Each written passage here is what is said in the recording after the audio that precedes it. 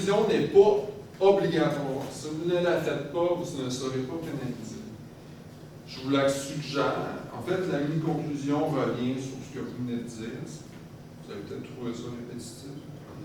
Ça vous permet de deux choses. Souvent, de faire une mini-conclusion, ça permet à un étudiant qui n'a pas été très clair dans ses arguments,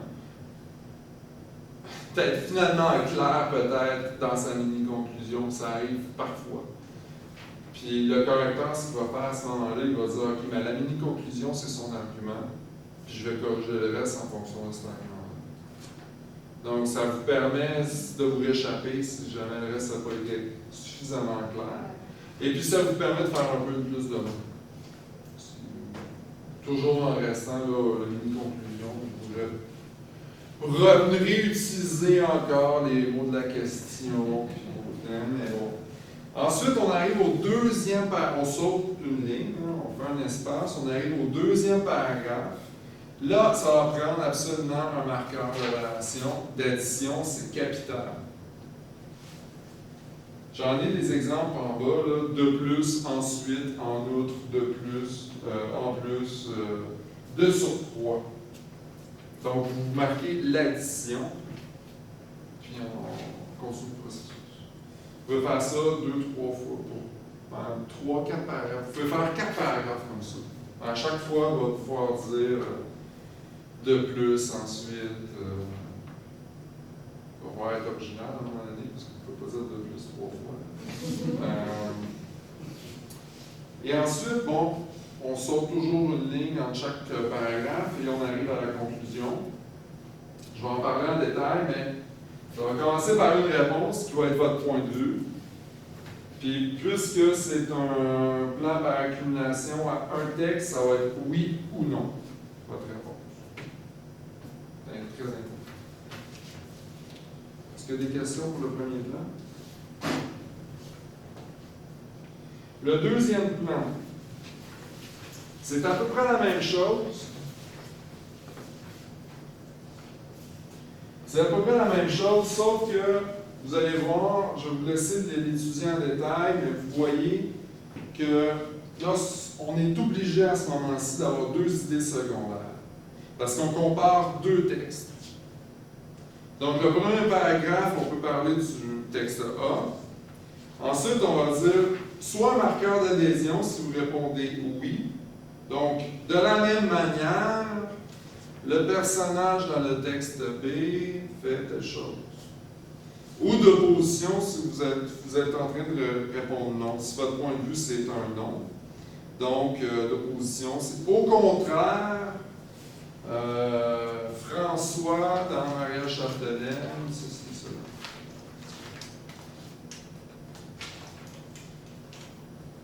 Puis ensuite, bon, vous devez faire un deuxième paragraphe, ça prend minimum 2 paragraphes.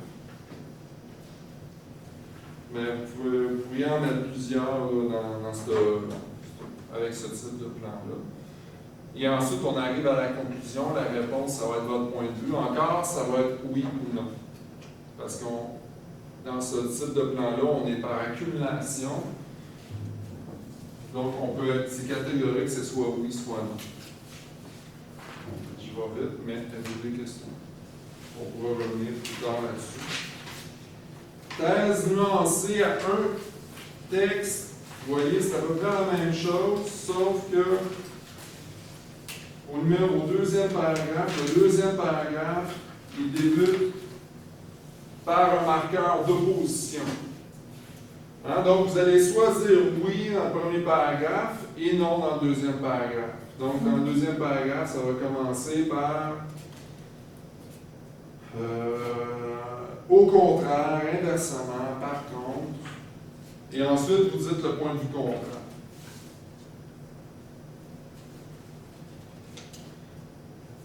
Faites à noter, quand on arrive à la conclusion, la réponse, ça va être oui et non. C'est très important de dire oui et non dans la conclusion. Votre plan repose là-dessus. Enfin, le quatrième type de plan, thèse nuancée sujet à deux textes. Ouais, Ouais, peut-être pas. En fait, premier paragraphe, là, j'ai pas mis les sauts de ligne entre l'introduction là, et le premier paragraphe, parce que je manquais d'espace. Premier paragraphe, vous allez dire oui. Vous répondez oui. Dans oui, les personnages font tous les deux la même chose.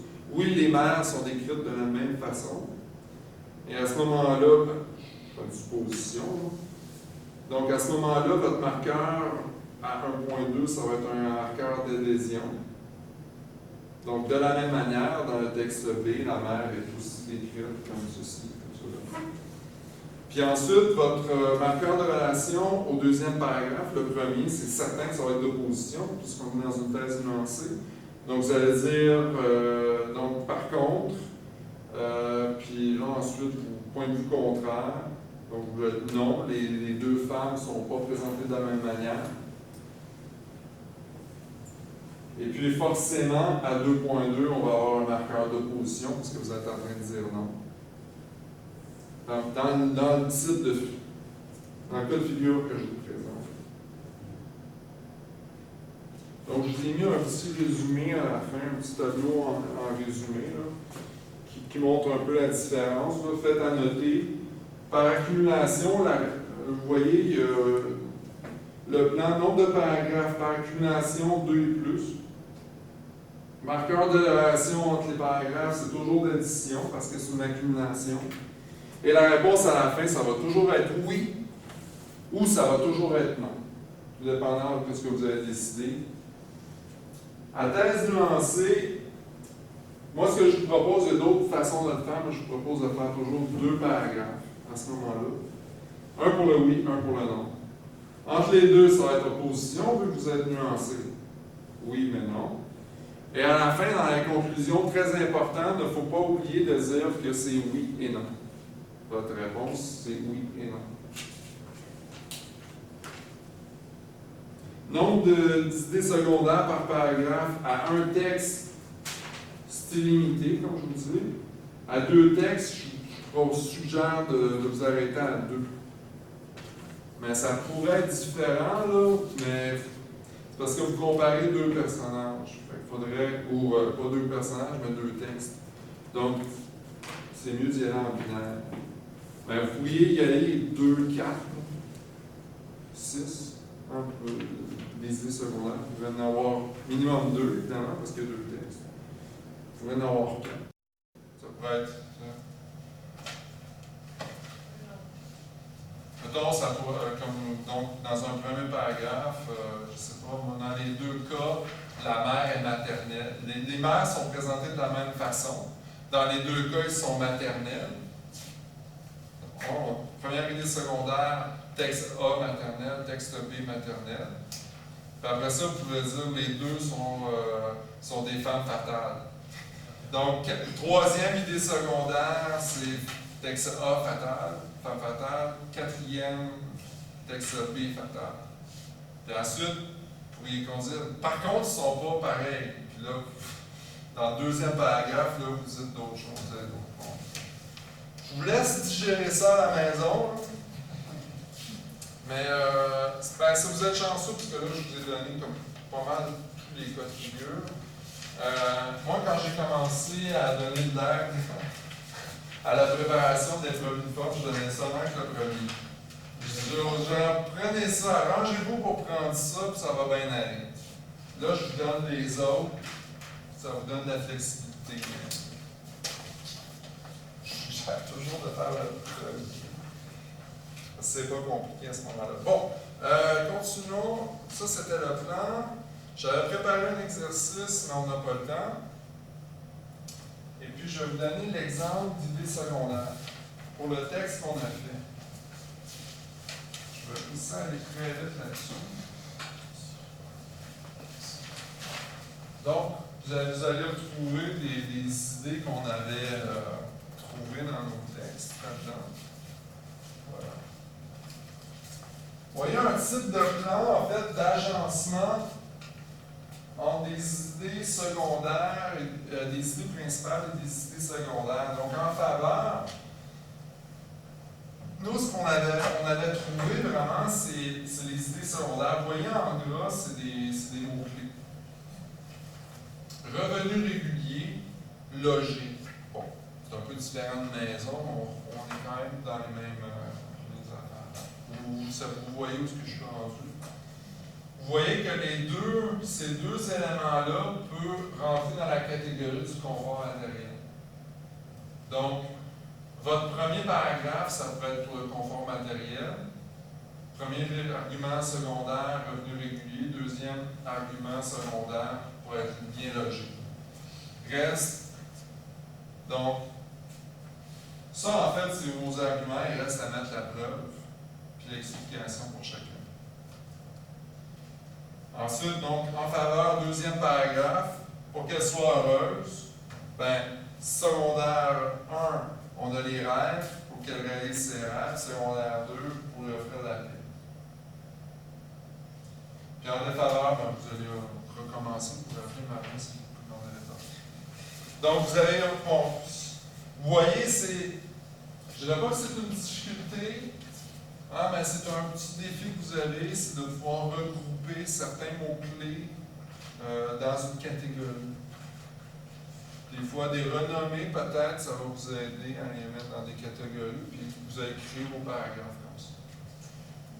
Ça veut dire que les arguments secondaires, les mots-clés pour les arguments secondaires, on les dégage aussi du texte. Oui, vous pouvez les sortir. Ouais. Ben, en fait, ici, le mot loger n'était pas dans le texte. Mais c'était pour qu'elle s'achète une nouvelle maison. Donc, vous pouvez dire pour qu'elle loge. Vous voyez? C'est donc. Mais vous auriez pu écrire, on aurait pu écrire pour qu'elle puisse s'acheter une nouvelle maison. Oh, ouais, ça c'est un exemple, là, mais si vous auriez pu l'écrire directement ça. Ça aurait été moins riche en vocabulaire, mais c'est. Je pensais que ça devait être toujours très technique. Ah non, mais vous pouvez écrire directement ça, il n'y a pas vraiment de problème. Non. Je pense que c'est bon pour vous. OK. Bon. On commence la deuxième heure. OK, l'introduction. Vous avez sûrement déjà vu ça quelque part. L'introduction, c'est important quand on écrit une introduction, c'est créer un effet d'entonnoir. OK, on part de quelque chose de très général. On part de quelque chose de très général. Dans le début du texte, on commence à lire pour venir vers le texte, pour arriver vers votre argumentation. Dans votre argumentation, vous arrivez plus loin. Donc, comment construire ça? La première chose, la première pièce du puzzle, c'est votre sujet posé. Ça, vous l'avez déjà, le sujet posé. C'est la question qui est posée à l'épreuve uniforme. Vous pourriez reprendre textuellement, mot pour mot, lettre par lettre, le sujet qui est posé, la question posée à l'épreuve uniforme. Ça serait votre sujet posé. Vous allez le faire ça.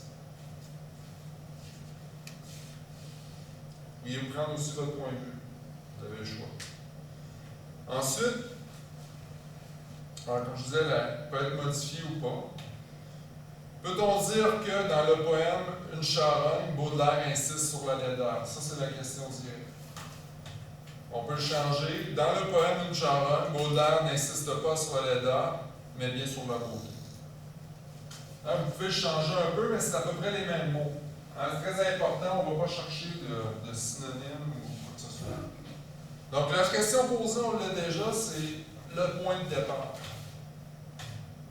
Ensuite, il faut revenir en arrière, si on veut, pour construire le sujet amené.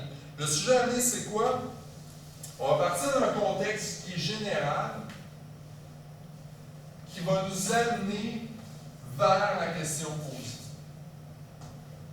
Hein, ça nous amène au sujet posé.